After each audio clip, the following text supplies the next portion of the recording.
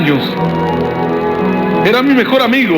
Un día se rió de mí y a mí no me gustó 10 años. No le hablé en 10 años. Después ya prácticamente era un desconocido para mí. Imagínate el orgullo que había en mi corazón. Un día me peleé con mis padres y me fui 4.000 kilómetros lejos. Con 16, 17 años dije, bueno, no me importaba andar por ahí vagando o lo que me pueda pasar en la vida. El orgullo era más fuerte. El carácter era más fuerte. Imagínate si, tal vez, no sé, la herencia que teníamos. Si a mi madre por ahí le agarraba algún ataque de nervios y tiraba los platos y tiraba todo. Así que imagínate el carácter que íbamos adquiriendo nosotros. No aceptábamos nada de nadie. Y cuando Dios viene a mi corazón y cuando Dios comienza a pulir mi carácter en una iglesia, en un templo, yo tuve que aceptar la voluntad de Dios y tener que soportar a personas por amor a Dios, por amor a la palabra de Dios, y tener que comenzar a dejar parte de mi vida y comenzar a adquirir ahora parte del carácter de Cristo. Y tener que aprender la palabra que yo no había aprendido nunca. Yo aprendí muchas palabras y aprendí muchas cosas en el colegio, en mi familia, entre mis amigos, pero lo que nunca había aprendido en mi vida, que jamás lo quería aprender, era la palabra perdón. Jamás pediría perdón yo de nada. Como hoy hay muchos en la misma condición, se justifican, no dicen perdón, me equivoqué. Para mí equivocarme era como ya no ser yo mismo, como ser otra cosa y no lo que era. A pesar de que yo sabía que podía cometer errores, pero delante de los demás jamás iba a mostrar que cometí un error. Y Dios tenía que comenzar a trabajar. Imagínate el trabajo que tuvo Dios con mi vida. Y cuánta gente en ese tiempo que Dios me iba cambiando, tal vez miraba mi corazón, miraba mi vida y quizás decía, este hermano, no lo aguanto. Pero Dios iba trabajando, Dios iba puliendo mi corazón, mi carácter. Dios comenzó una obra que ni siquiera yo sabía hasta qué punto llegaría. Y por eso es cuando hoy veo personas que están en la misma condición, en la misma situación. Un hermano un día me dijo, pastor, yo no sé cómo lo soportás a tal persona. ¿Por qué le soportás tantas cosas? Yo lo miro y le digo, no sé. No sé. Lo único que sé es que cuando Dios elige a una persona y cuando Dios la trae a la iglesia es porque hay un plan. Tal vez dentro de unos años, que hoy es un rebelde, aquel que hoy va y viene de la iglesia, quizá mañana sea un varón y un siervo de Dios. Lo hizo con mi vida, ¿cómo no lo puede hacer también con la tuya? ¿Por qué no asumir la voluntad de Dios? ¡Aleluya! Santo es Él. Y a veces cuesta asumir la voluntad del Señor. Los tesalonicenses no querían asumir la voluntad de Dios. Dios había puesto personas que le iban a instruir, personas que iban a adoctrinarlas, personas que le guiarían, que le exhortarían. Y es bueno tener personas que te guíen, que te enseñen, que te adoctrinen. Es bueno tener personas que canten contigo. Ahora, el que te exhorta no lo quiere nadie. A ese no lo quiere nadie, el que exhorta. Al que tiene que ir y arreglar los pleitos. Bueno, yo te puedo asegurar que el que está en esta posición tampoco le agrada tener que hacer de policía. Sin embargo, Dios también necesita personas que puedan exhortar. Y la exhortación corrige lo deficiente. Y sin exhortación el pueblo muere. Y sin exhortación el pueblo es destruido. El pueblo no reacciona. Y los tesalonicenses no querían aceptar esta voluntad de Dios. Por esto ellos hacían todo lo demás, lo hacían mal. Y había afectado a todas las áreas de su vida espiritual de tal manera que el apóstol Pablo comenzó a hablarles Y luego les habló de la oración. Y luego les habló de estar con gozo, con alegría. Al punto tal, el no querer asumir la voluntad de Dios les había golpeado tanto que les había quitado el gozo. Y cuando uno entra a la iglesia y ve a ese que no le agrada, lo ve cantando, dice: ay, estoy que me descompongo. Amén. Y le quita el gozo, le quita la paz. Tal vez yo también le fui de tropiezo a otras personas, aun cuando Dios iba cambiando mi carácter. Sin embargo, es la obra de Dios y Dios sabe lo que hace. Quizás hoy Dios está cambiando el corazón del que está a tu lado, y aún quizás recién está por empezar con el que está atrás tuyo. Pero Dios sabe lo que hace. Y hay un plan y hay una voluntad.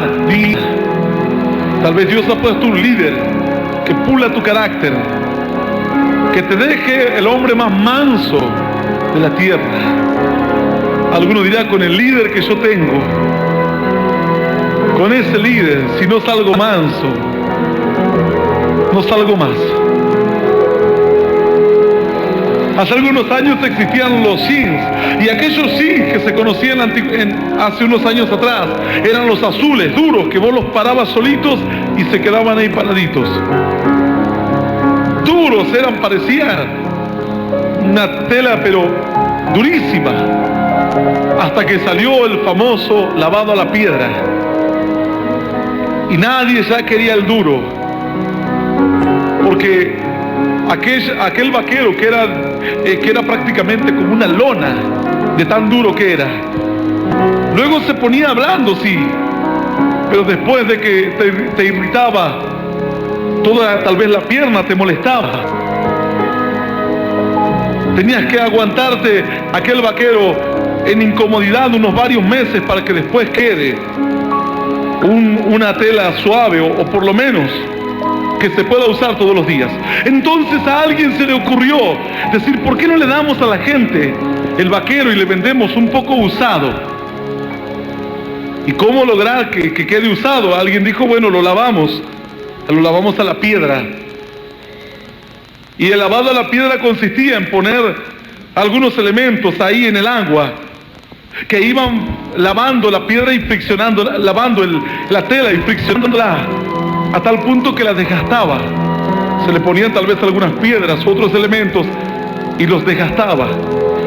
Si era muy común encontrar arena en los bolsillos de los vaqueros años atrás, se encontraba algunos pocos de arena, que era producto del lavado que tenían aquellas prendas. Pero cuando te lo vendían, como en la actualidad, todos los vaqueros que se venden en la actualidad ya tienen una tela distinta. Antes se lo hacía a través de la fricción de las piedras,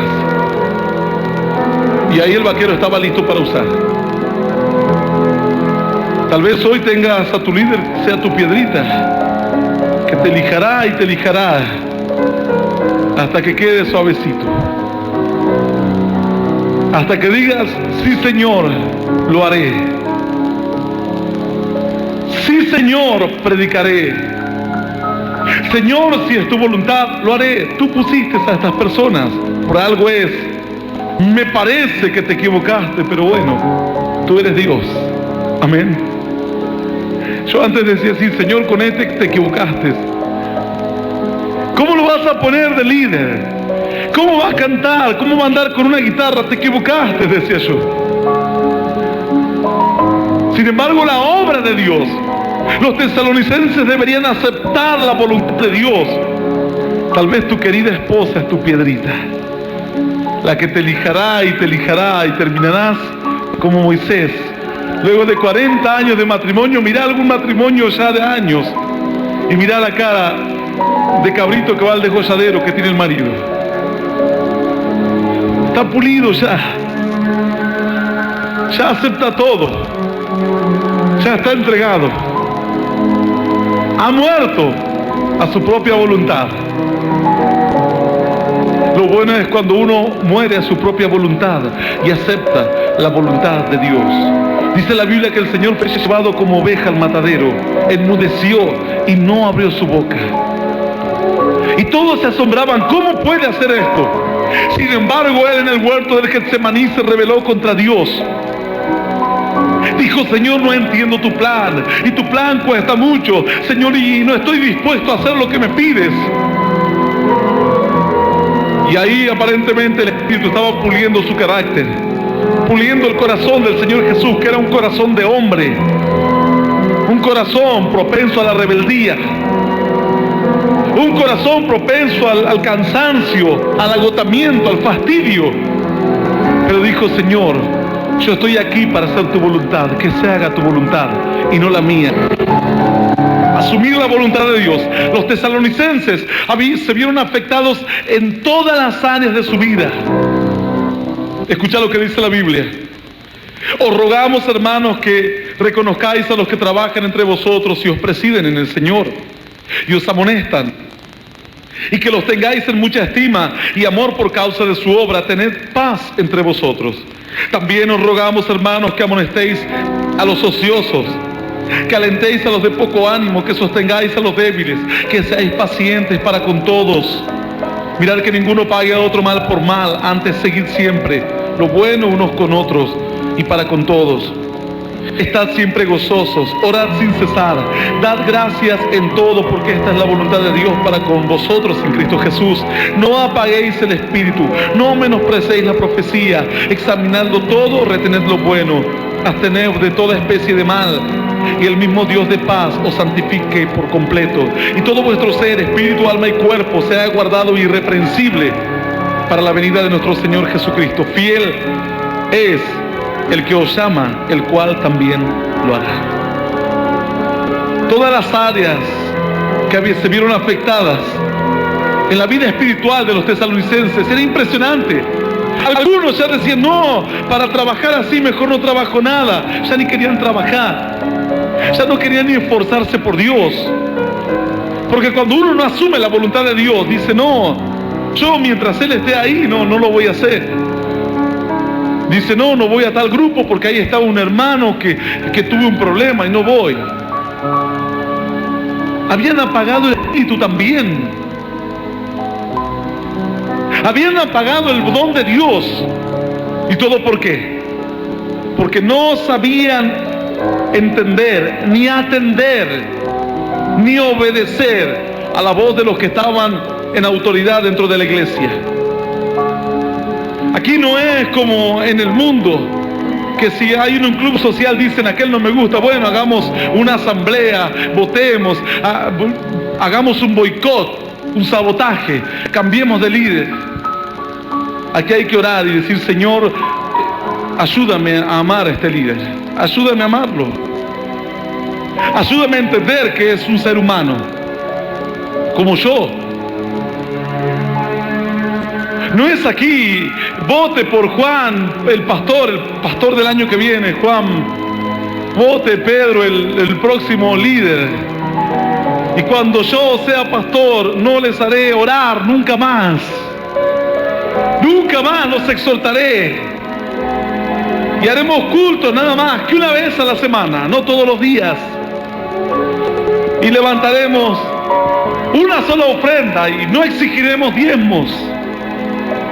Y cuando yo sea pastor, y así cuantos le prometen a la gente algo, o quieren hacerle ver que el otro pastor es un pastor malo.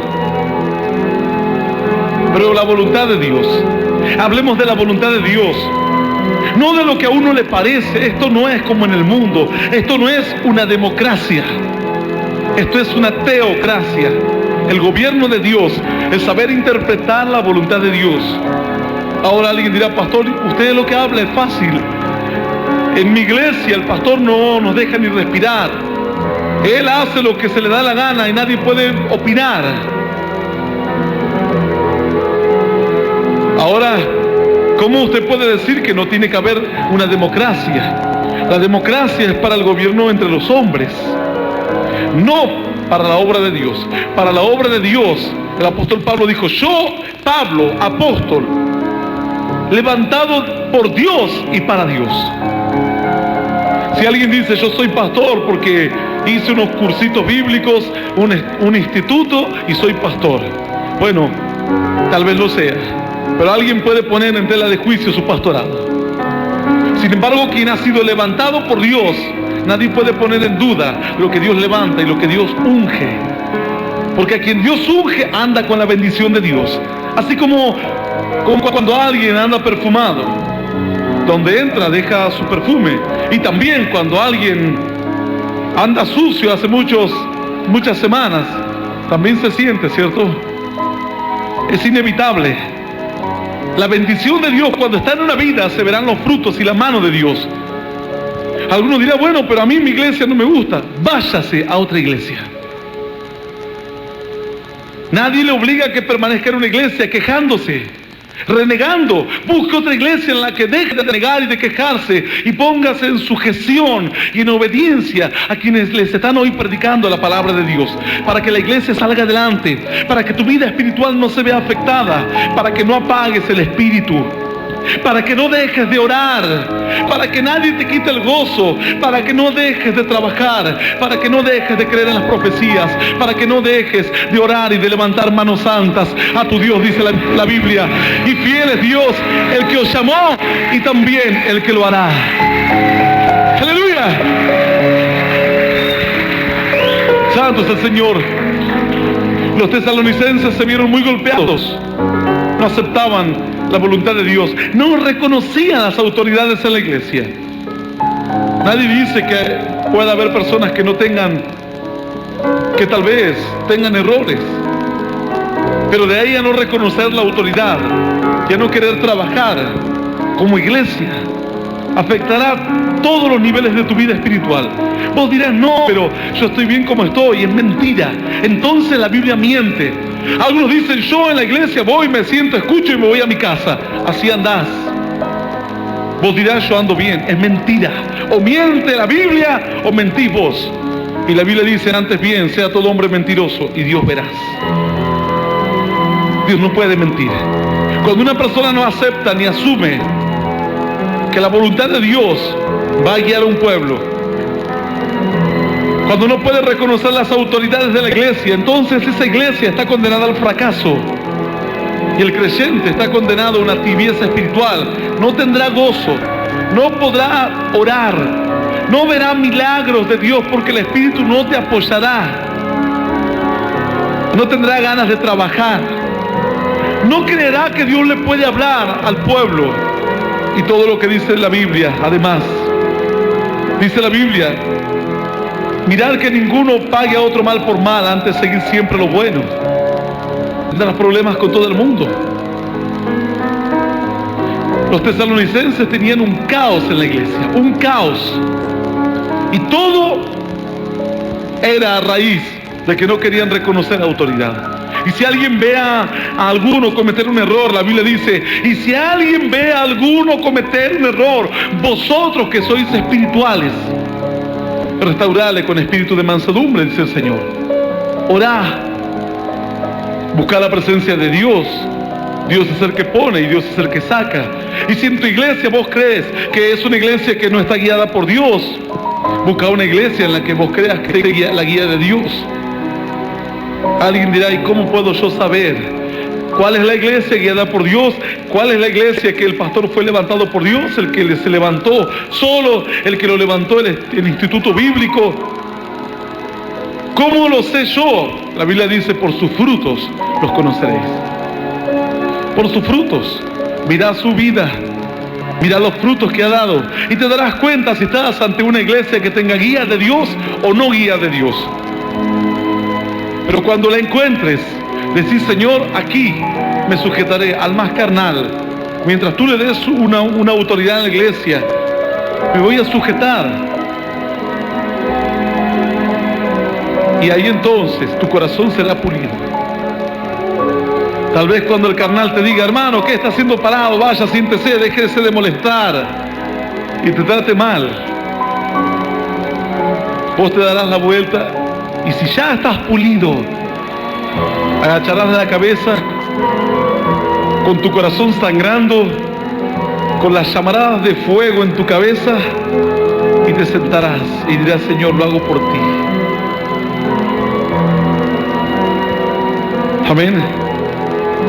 Pero cuando alguien no tiene aún un carácter pulido, y tal vez Dios puso a esa persona para que te pula, como esa piedrita que te va a lavar y te va a desgastar, pero vas a ser luego el hombre más manso de la tierra. Moisés volvió a Egipto y Moisés ya no volvió en sus palabras. Es más, dice que Dios le dijo: Moisés, ve y habla tú con Faraón. Él dijo: no, yo soy duro de lengua. ¿Qué va a ser duro de lengua? Instruido en el conocimiento de los egipcios, criado como un hijo de Faraón, iba a ser duro de lengua. Los 40 años de desierto le enseñaron mucho más a Moisés. Él aún no estaba preparado para ser un buen varón de Dios. Necesitaba ser pulido, su carácter, su temple. Cuando él volvió, ya no volvió en sus fuerzas. Dice que él volvió en el poder de Dios. Y cuando el creyente anda en su propia sabiduría, en su propio conocimiento, cierta persona me dijo a mí: porque yo no estoy dispuesto a que a mí me traten mal, porque no estoy dispuesto a aguantar esto y aguantar lo otro. Y yo le digo: ¿y lo que Cristo aguantó? ¿Qué? Yo tengo que aguantar a cada uno que a veces me viene. Y ya a uno se le hace el cuerpo, después ya crea anticuerpos. Ya después no te toca. La primera vez que te critiquen te tocará, la segunda tal vez también. La primera vez que tengas un problema en la iglesia, te caerás y te tirarás ahí en depresión diciendo: Señor, ¿dónde estás? La primera vez que no veas vidas en tu iglesia dirás: Señor, no es la voluntad tuya que predique. La primera vez te dirá, la segunda también, la tercera quizás, pero después ya crearás anticuerpos. Después ya se irá formando en tu vida un carácter de siervo, no un carácter de rey. ¿Qué te pasa a vos? Yo soy el pastor, No me mires mal que te sanciono. El carácter, la Biblia dice: los reyes y los gobernantes de las naciones se enseñorean de la gente. Pero entre ustedes no será así, sino que aquel que quiera ser siervo, aquel que quiera ser mayor, será siervo. Y aquel que quiera ser mayor lo demostrará siendo siervo. Así como Jesús, siendo Dios, estando en la gloria de Dios, se hizo hombre, se humilló haciéndose hombre, un hombre mortal, perdiendo la inmortalidad. Y siendo hombre, se hizo siervo entre los hombres. Él le lavó los pies a los discípulos y a Judas también. Amén. ¿Cuántos estarían dispuestos a lavarle los pies al enemigo? Al que más bronca le tenés.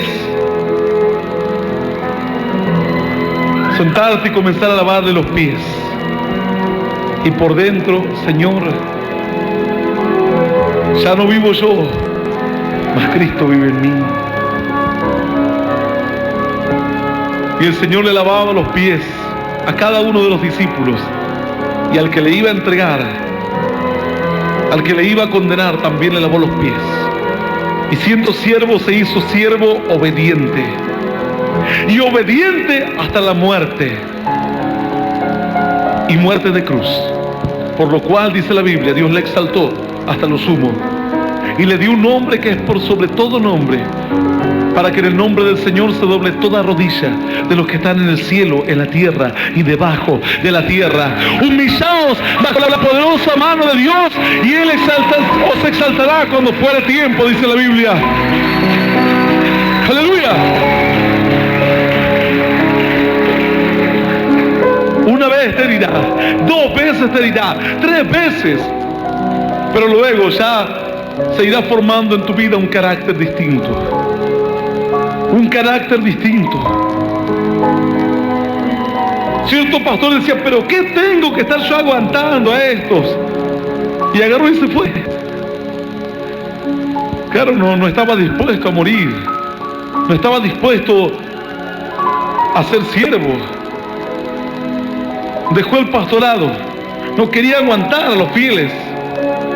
Y claro que trae mucho dolor de cabeza. Imagínate, dice la Biblia que el pastor vivía ahí entre las ovejas. Y las ovejas hacían sus necesidades, se ensuciaban. Y el pastor tenía que ir y cuidarlas, y protegerlas, y lavarlas. ¡Qué tremendo! Y encima a las ovejas no le daban nunca ni un aplausito ni nada. Y ese era el carácter de un pastor. Por eso es que Dios elige a un pastor como David para luego ser uno de los varones más importantes en toda la tierra de Israel. Porque si este David había aprendido a amar, a proteger y a cuidar a animales que nunca le traerían tal vez ninguna retribución, ¿cuánto más podría amar, cuidar y proteger a todo el pueblo de Israel? Aleluya. Dios le dijo a David: yo te he elegido, vos estabas detrás de las ovejas, vos estabas allí entre el ganado y te he traído de allí. No era insensible. Si un animal arrebataba a una oveja, dice que David seguía al animal, lo hería y recuperaba la oveja. Pero ahí dicen: bueno, hay un hermano que se apartó. Que se aparte. Hay un hermano que anda mal. Bueno, problema de él. Qué tremendo. Y tu responsabilidad también. Algunos dirán: bueno, pastor, esa es la responsabilidad del pastor. No, de cada colaborador, de cada líder, de cada obrero, que traen vidas a la iglesia, pero que después no las cuidan ni las protegen. El pastor no puede atender 1000, 2000, 3000 personas que vengan a la iglesia, es imposible. Para eso se delega autoridad. Y a todos les gusta tener un cargo, una autoridad. Dice: bueno, ahora soy líder, Dios me bendijiste. ¡Qué tremendo! Pero también, junto con la bendición, está la responsabilidad de cuidar ahora el alma, a la vida. El que está herido, el que tiene problemas, el que tiene dudas, cuestionamientos. Aquel que te va a buscar y te va a usar como un pañuelo para derramar todas sus lágrimas. Y va a llegar un momento que vas a tener la cabeza llena de problemas. Y vas a decir: Señor, estoy cansado de escuchar a aquel con el problema matrimonial, el otro que viene y que no deja el alcohol, el otro que quiere encontrar trabajo pero ni siquiera sale a buscar. Y llegas a tu casa y tenés que ir a la comunión con Dios. ¿Hasta cuándo, dirás? Y Dios te dice: hasta que seas un siervo. Hasta que surge el carácter de siervo. Y el siervo, el amo, le decía: el siervo trabajaba todo el día. Y el Señor relató la parábola diciendo: ¿o quién de vosotros, cuando viene el amo, si el siervo está en la casa, el siervo dice: bueno, llegó el amo, ya está, me voy a dormir una siestita? No, dice la Biblia. Y si viene el amo, el siervo trabajó todo el día, pero ahora viene el amo y le debe atender también al amo. Y le sirve la comida al amo y le cuida, y luego él se preocupa por sí mismo, si le queda tiempo. Y ese es el siervo. El siervo no dice: me parece, estoy cansado, hoy no lo voy a poder atender, no le voy a hacer la comida. Él era siervo y debería hacer todo lo que era parte de su responsabilidad. ¿Y qué mensaje se explica esto?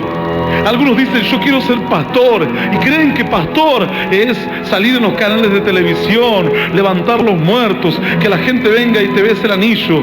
Yo por ahora no tengo, así que no tengo problema. Y creen que eso es ser pastor. Pero no te olvides que eso significa ser un superestrella. La Biblia habla del siervo de Jehová. El siervo. Hermano, estoy cansado, hoy no voy a ir al culto. Me dice uno que otro líder: bueno, digo yo, si no quiere venir, que no venga. Todavía no es siervo. Yo también a veces estoy muy cansado. Y yo no le digo: Señor, hoy estoy cansado. Porque si en cuanto le diga a Dios que estoy cansado, ya sé lo que me va a decir. Mas Él aumentará tus fuerzas como las de un búfalo y serás ungido con aceite fresco. Entonces, antes de que le diga, digo, ya sé, Señor, tú me ungirás y me darás la fuerza como las de un búfalo. Aleluya. Pero el que no es siervo, ese se queda en su casa. Un día se queda, al otro día no tiene ganas, al otro día tuvo algún percance. Pero el que es siervo viene como sea y en las condiciones en las que se encuentre, porque es siervo. Tiene que obedecer, no preguntar, no cuestionar. Y al principio te dolerá y dirás, ¿cómo Dios me ve enfermo? ¿Y cómo me va a exigir que yo predique enfermo? Si estoy enferma, si estoy resfriado, si estoy resfriada. Algunas cantantes dicen, pastor, no doy más de la garganta. Bueno, pensaban que era el servir a Dios. La Biblia dice que el apóstol Pablo aún predicaba enfermo y viajaba días completos y enteros en alta mar, en medio de la tempestad, para hacer la voluntad de Dios. Pero él era siervo. Tal vez a vos no nazca de tu corazón decir, yo voy a ir hoy, estoy cansado, iré igual. Hoy no tengo ganas de escuchar a nadie, pero lo escucharé igual, lo amaré, me esforzaré, es mi responsabilidad. Si no tenés en tu corazón este sentir, es porque aún no sos un siervo. Y ser siervo no significa solamente ser pastor. Un obrero debe ser un siervo de Dios. Los diáconos en la antigüedad tenían una sola responsabilidad. Cuando armaban la Santa Cena, ellos traían la bandejita y eran los mozos. Algunos dirán, bueno, la responsabilidad de que ocurran milagros es del pastor, que las vidas la traiga el pastor. Pastor, aquí hay uno que hay que orarle. Pastor, aquí hay una persona que tiene un problema. Pastor, hay que ir a visitar este. Pastor, se murió uno. Pastor, tiene que ir. ¿Cómo no va a ir? Pastor, no sea insensible. ¿Y por qué no lo haces vos? Y pero usted es el pastor. Y pero, pastor, pero no Dios. ¿Y vos qué sos? Un cero a la izquierda. Se supone que el colaborador debe decir, bueno, este problema no es demasiado grande como para que lo atienda el pastor, lo voy a solucionar yo. Miren los jovencitos, pastor, aquel me quitó la gorra. Yo digo, Señor,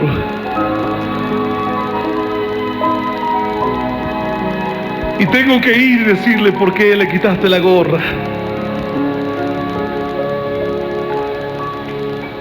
Qué tremendo.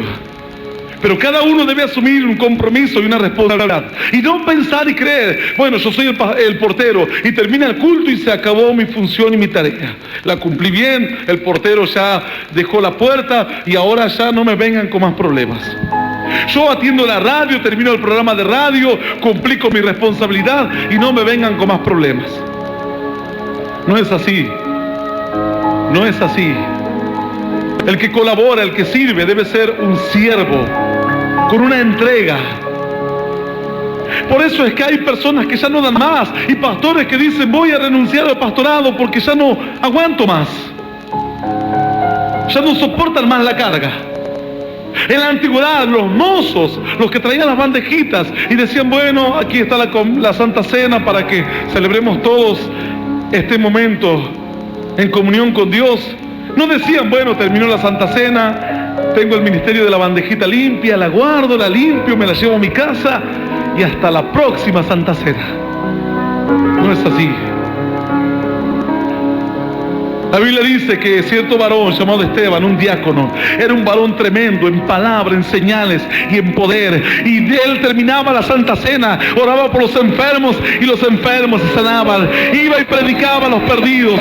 Una entrega total y absoluta, un corazón y un carácter de un siervo de Dios.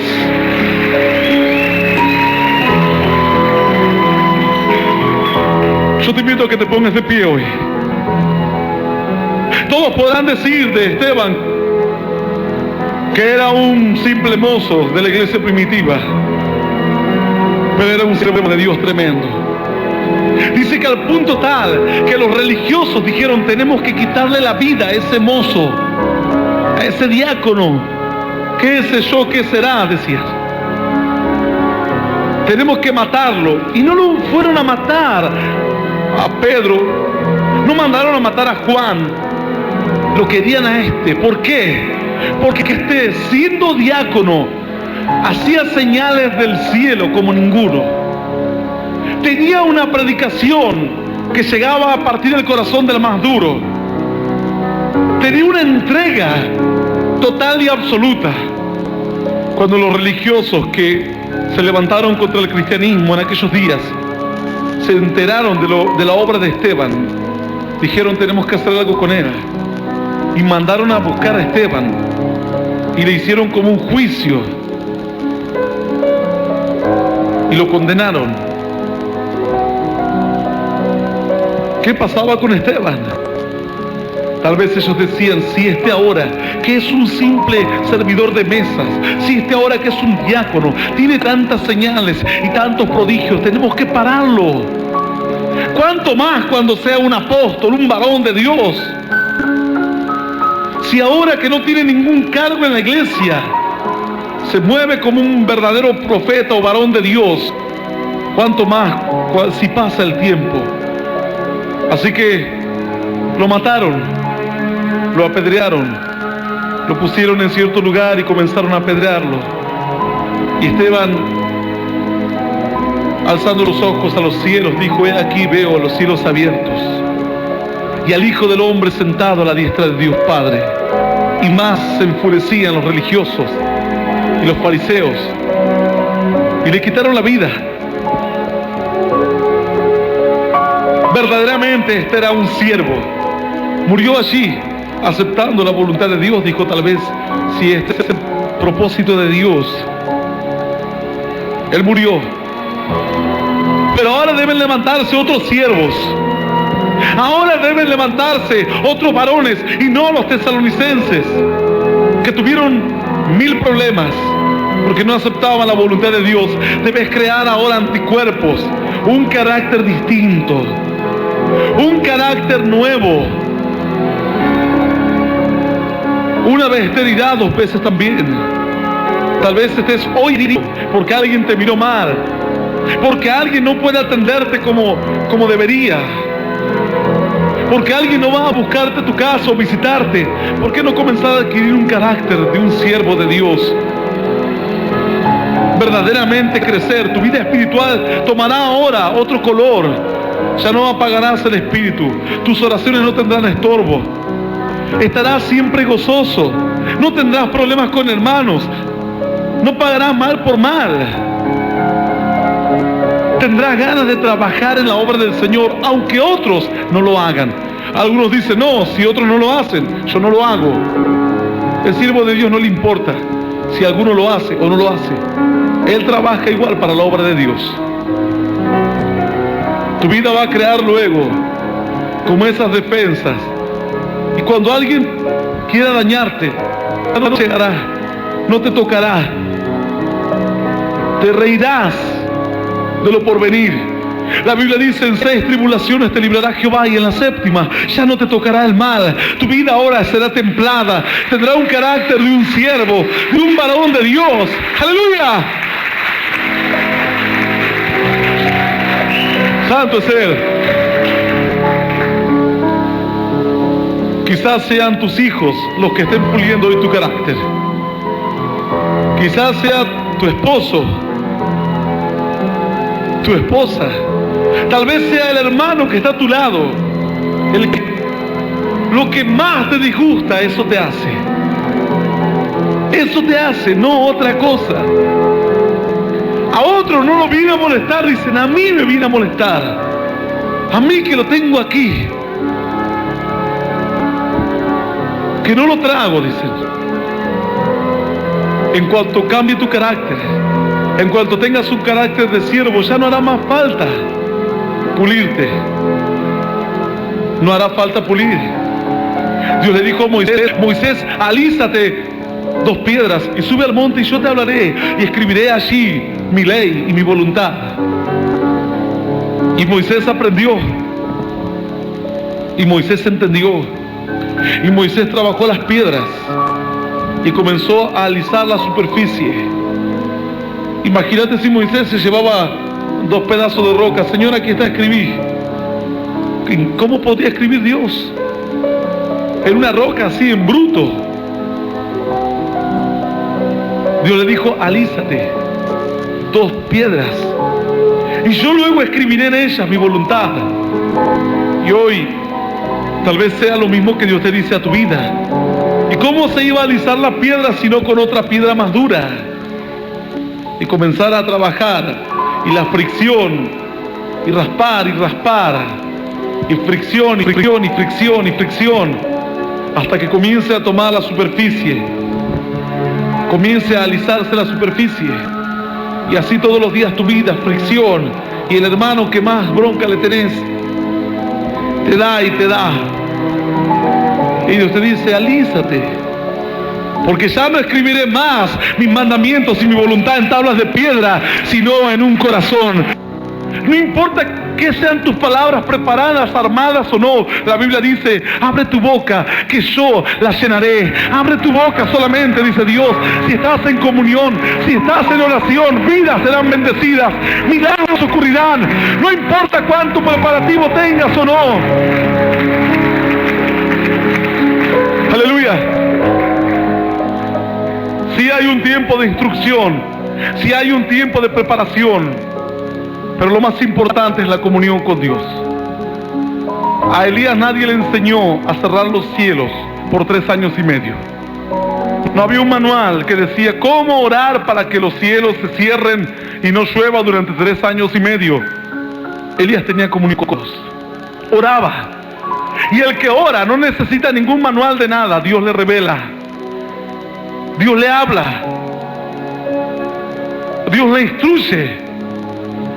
Esto no es para desechar el conocimiento, ni mucho menos, sino para entender que debemos movernos en el Espíritu. El conocimiento es bueno cuando podés utilizarlo en el Espíritu de Dios, pero conocimiento sin oración no sirve, y oración sin conocimiento de poco también te servirá. Conocer, aprender y luego mantener una comunión te librará de las tribulaciones más grandes. Milagros que estás esperando que ocurran, tal vez no ocurren porque no orás. No orás.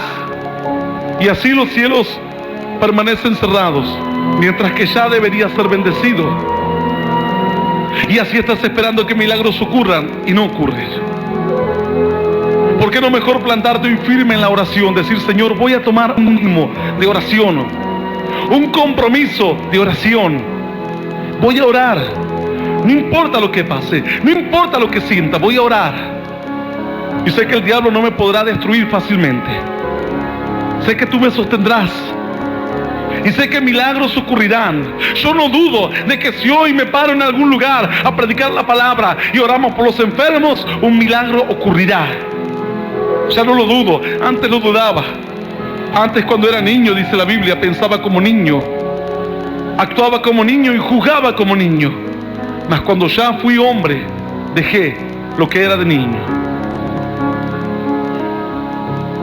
Hoy es importante que dejes lo que es de un niño espiritual